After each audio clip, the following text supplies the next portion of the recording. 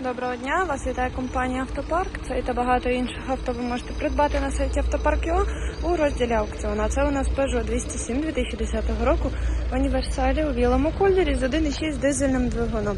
Всередині у нас охайний текстильний салон, електросклопідйомники, електрорегулювання дзеркал, пробіг у нас 226 тисяч, круїз-контроль, датчики світла та дощу, механіка, п'ятиступка, двозонний клімат, також парктроніки по колу, бортовий комп'ютер, панорамний дах, салон у нас в охайному та збереженому стані. Позаду у нас також електросклопідйомники, задній ряд також в чудовому та збереженому стані, велике та містке багажне відділення. Автівка у нас з Бельгії, один власник, 2 ключики. Технічно вона у нас повністю обслужена. Ходова частина в хорошому стані, тому якщо вас цікавить це авто, звертайтесь, місто Львів, вулиця Кільцева, 60. Також нагадую про те, що цей та багато інших авто ви можете придбати на сайті Автопарк.ua у розділі аукціон.